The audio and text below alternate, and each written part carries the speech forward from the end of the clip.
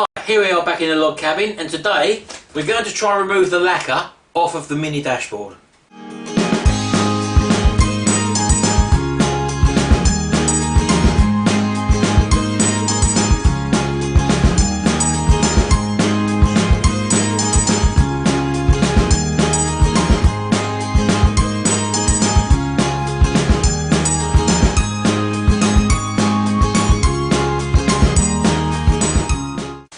Well, as you probably remember, in the last video we tried to remove the lacquer with Nitromore's paint stripper, and it basically never touched the lacquer whatsoever.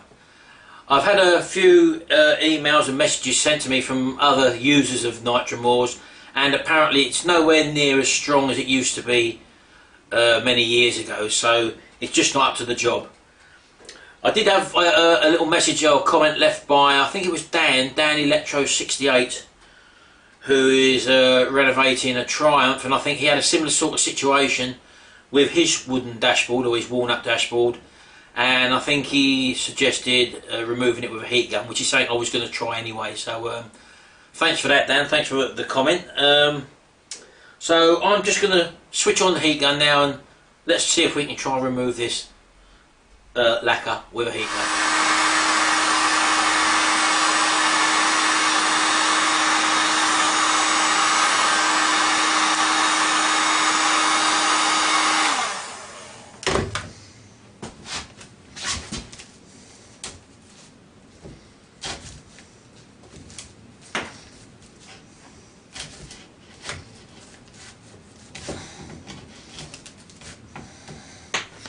Well, that seems like the way to do it, so I'm just going to carry on now and show you the results at the end.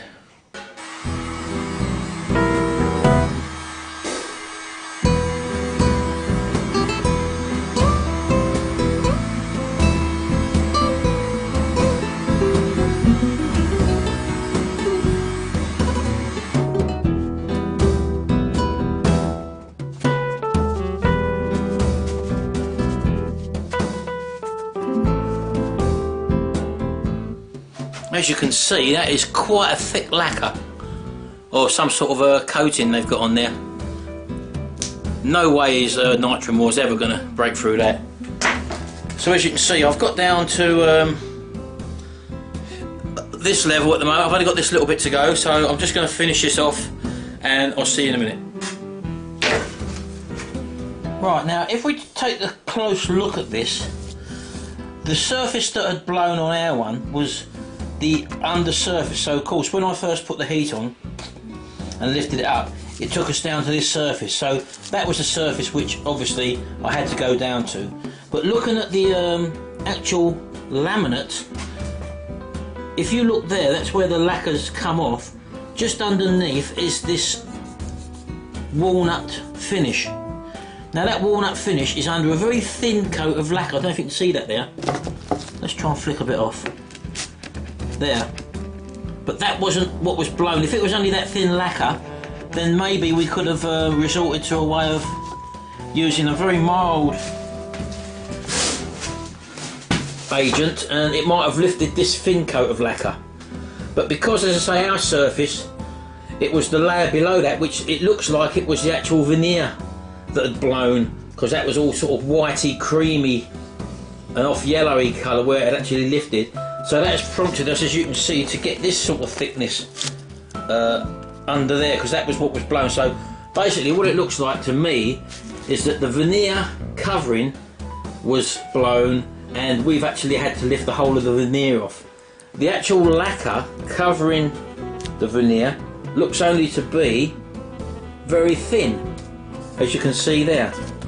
So basically what that means is, I mean, that's made our decision for us.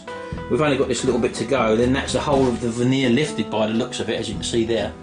So what we'll probably do, we'll end up maybe either painting it and glossing it with a clear lacquer, or we can go over it with another veneer to replace the veneer that we've taken off, or we can have some sort of carbon fibre or whatever type of finish that Jimmy might want, and apply that to this surface. So yeah, so those, if you've got a lacquer problem, do make sure if it's only the thin lacquer on top of the veneer, as you can see here, then you may get away with just lifting off this thin coat of lacquer. But our problem was that it was the veneer that had blown, and that was showing through. So we had, obviously, with retrospect, looking back on it now, we had no other option but to do what I'm actually doing here, and that's to take the whole of this lacquer and veneer off in one go. So yeah, that's what's happened here anyway, just if you've ever got to do this yourself. At least it will give you some sort of indication of knowing if it's a thin lacquer problem or obviously the veneer from below has blown. Right, okay, here they are, all scraped off. What a job, what an actual job. A couple of places on this, for example, the laminate has tended to lift in a couple of places. The laminate actually stayed on this one. So as I say, what I'm going to have to do is obviously fill these once it's all sanded down, get it all ready for a new surface. With regards to the glove box, I don't think I'm actually going to remove this on the glove box. I'll just clean it up, and that should apply, take an application of whatever surface we decide to put on it, because that's not blown at all. It'll be a shame to damage that, as I say, because there's no real need to, so I'll leave that as it is. So we just got to wait for Jimmy to come in now, and obviously there's a lot of preparation to be done now to these, to get them to the standard where we either paint it or we put another surface on it. And we'll see what Jimmy actually wants. He's seen a few ideas, I think, online, and we'll wait to see what he wants. Right, it's the next day. Now, I've spoken to Jimmy. Now, initially, when we was talking about refurbishing his dashboard, he was making noises of that, oh, he might have wanted it coated with some sort of leatherette, because he'd seen something on online that he liked the look of in 2 different colours.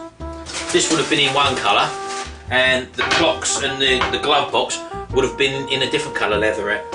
So, as we were stripping this down, I've got in my mind the different types of finishes which he could probably have. Anyway, I had a chat with him yesterday when he come in. I showed him the video up to this point as to what I'd done to strip it, and I said, so it depends on what sort of finish you want. And he says he wants a walnut dash. So I've gone through all the trouble of stripping this, and now he wants a walnut dash back. Now, I went online and had a look at the prices of walnut veneer, and you can spend £35 for a new veneer, and to be honest with you, you can actually buy a completed one of these brand new for about £140, £150. So the whole idea of doing this is for him to have a little bit of experience, because he was supposed to be doing this, I've ended up blinking doing it, was to get him to have a little bit of experience in stripping stuff like this and also recovering it. So anyway, what I'm going to do, he don't know this because he ain't seen the video yet, is I'm going to try and convince him that the Mini would look nice with some sort of, I don't know, maybe carbon fibre or even the sort of leatherette thing he was looking at. But I am not going to be covering that again with walnut veneer. Can you imagine going round corners and like 2 curved corners like that with a veneer when you're not an expert? I mean, I can see how they've done it there basically. Can you see that? I'll show you, look. This one, as I said to you, this still had the veneer on it.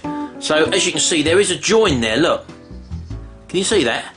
So where they've obviously got the veneer, they've obviously sliced it down the middle there, and then obviously folded it round. So, but once you've lacquered this over, and they probably had some sort of filler in there, I would imagine, some sort of burr walnut looking type filler.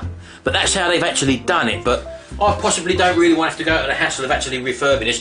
Bearing in mind, I mean, I would have had a go, but as the walnut veneer is probably about £35, I think there's a lot cheaper ways to do it. We can get some, either rub this down and spray it black and then gloss it.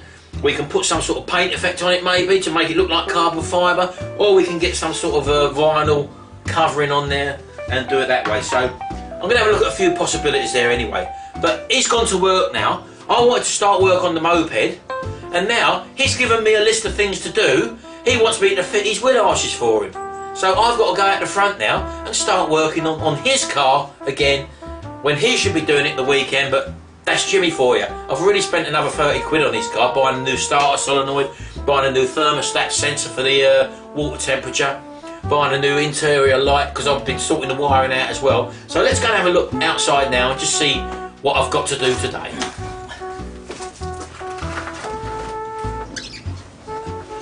Right. Well, believe it or not, I've I've actually sorted this lot out, all the wiring. So I've ripped out all the old cables there that were for radios that people have had in the past and different feeds and stuff they've left hanging about there.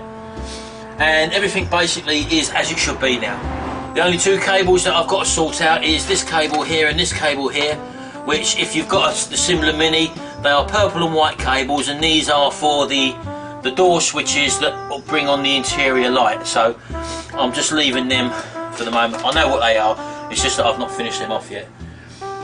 So what we want to do now basically, he's asked me to dry fit his wheel arches, which I've got here. He's bought this new set of wheel arches, as you can see. So I'm going to dry fit them because as you probably know, Jimmy works in a body shop, and to save a bit of time he's asked them to spray them for him, so he's going to take them into work this week. But he wants them in before the end of this week, so I've got to do the fitting, and he'll take them in and they'll do it for him. So that's what I'm going to do now. So I've got the clocks here, as you know. There's the triple clocks waiting to go into the dashboard. I want the dashboard in so that I can put all this wire into bed and finish it off, and then we can then put all the interior in the car, and it's going to look finished very quickly once we actually do that. So anyway, let's take a look at these wheel arches and see what's involved in fitting them. Right, about a couple of weeks ago I did pre-drill these holes with Jimmy for this wheel arch, and what we had to do was just to dry fit it and put a couple of slices in the right places, just to accept the seals, the seams on the actual new wheel arch. So let me just put this in place.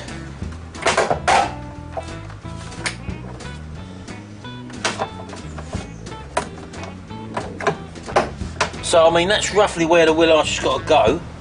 So what we need to do is just to mark on a pen where we need to make a few little cuts and alterations. For example, I don't know whether you can see there or not, but where the moulding is taking place, it actually comes to a point there and then comes back. So this has got to be chamfered off a bit here so that we can actually push the complete wheel arch back into position.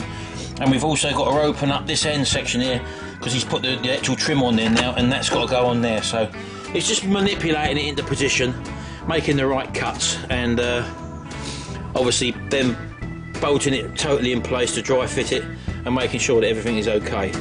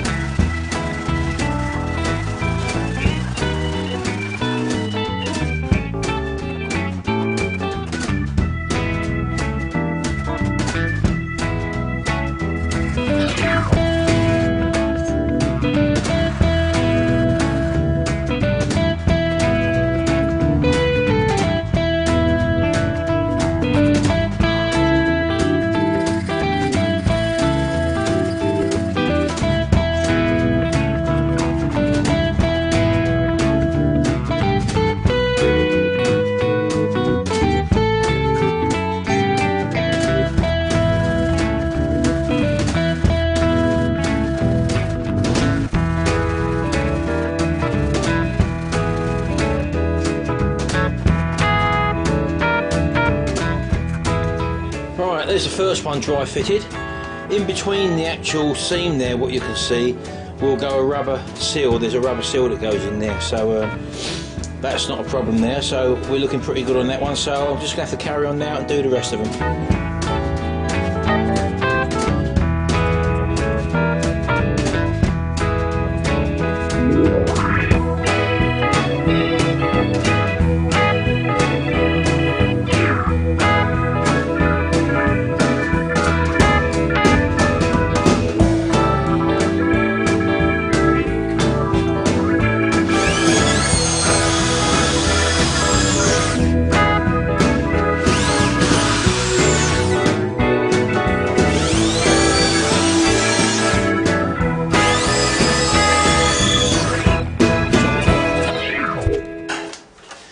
Right, that's the pilot holes in. Let's just go around with a bigger drill now.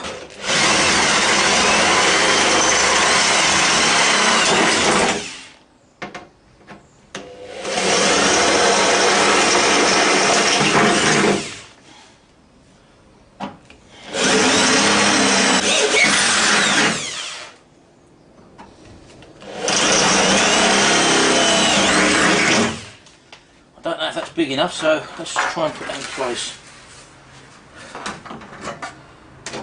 Yeah.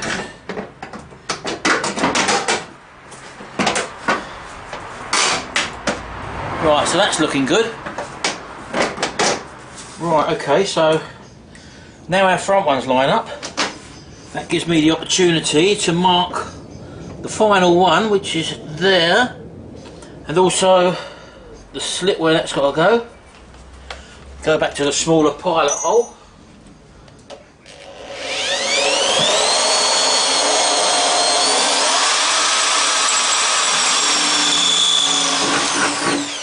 Like that. Now, what we need to do first is to cut out that channel there and that channel down there, so I'm just going to quickly do that.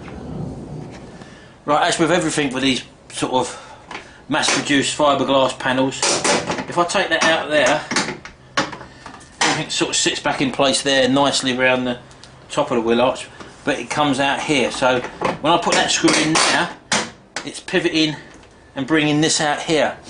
So it just means between here and here, I've got to shave some off. Right, okay, well from this it's pretty plain to see that you're going to have to sort of trim these up, because as the wings come around and curl around, the plastic don't allow for that, so we're going to have to play about with these and actually line them up. So it's getting a bit late in the day today for me to do this, so I'll carry this on tomorrow.